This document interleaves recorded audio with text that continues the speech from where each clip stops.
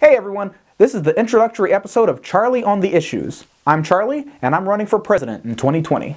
That isn't an official announcement, that's just an explanation for the purpose of this series. I have a few goals in mind. The first and probably the most important goal is to actually introduce myself to you, the public. If nobody knows who I am, then a presidential run is doomed from the start. The second goal of this series is to discuss the issues facing our country today. There are a lot of them, more than you can usually fit into your nightly news. My goal here is not to tell you what to think. Rather, I'm interested in hearing about what you think about these things, and having a discussion about them. Very likely you have a perspective I haven't considered. You see, politics and policy are complex, and anyone who suggests otherwise is likely either lying to you or not very smart. My hope is that by discussing these issues, we can gain a better understanding of the complexity of these issues, and what makes them contentious. In the end, I will let you know my opinion on the matter. You may not agree with me, which is fine, because none of us agree on everything. However, I will be talking through my thought process, so I hope you'll come to appreciate my reasoning, if not the result. I'm interested in hearing dissenting opinions, though. One thing you'll learn by studying the Supreme Court is that dissenting opinions can be very influential. A good dissenting opinion can turn the tide of a conversation in the future, even if it doesn't impact the initial result. Concurring opinions are also very valuable. Those are opinions that basically agree with the decision, but for other reasons. They're important because they add depth to that initial decision, and they can even influence that decision. There's just one rule: be respectful. I'm interested in hearing all sorts of opinions. And we don't have to agree with each other to be respectful of each other. This applies both to discussions with me and to discussions among yourselves in the comments. If the discussion devolves into name-calling, yelling, and personal attacks, I'm going to ignore the offenders, at least until they learn how to discourse properly. With that said, let's get to our first issue. Should you vote? Here in America, we vote on almost everything.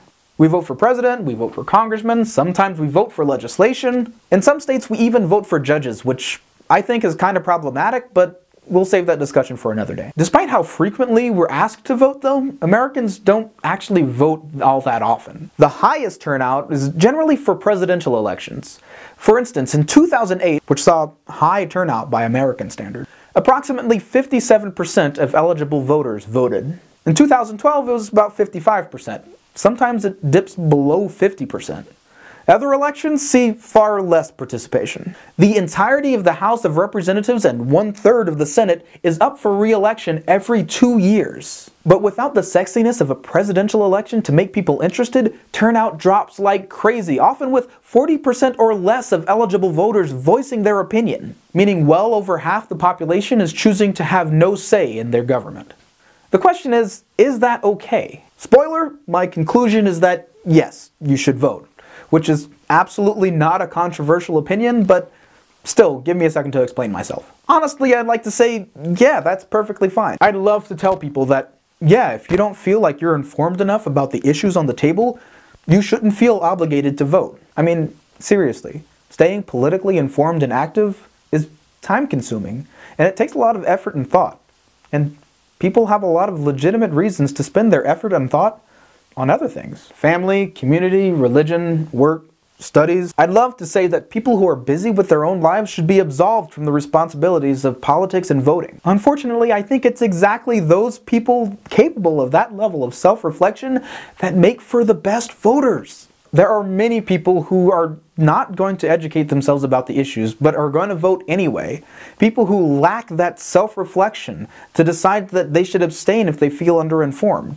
I think that the self-reflecting citizens should go out there and balance out those other votes. That said, it's difficult, possibly even impossible, to have a political opinion about every issue. The great news is, though, that you don't have to. That's what politicians are for.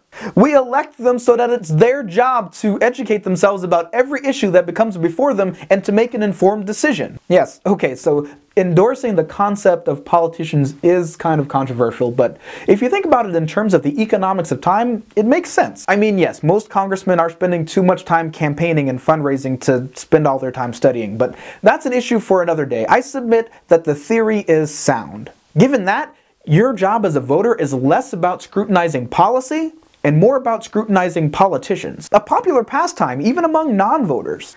Specifically, what we need to do is look at how our politicians make decisions and get an idea of how they think. If we trust that they have a sound decision-making process, then we found our choice, even if their opinions don't always line up with our own.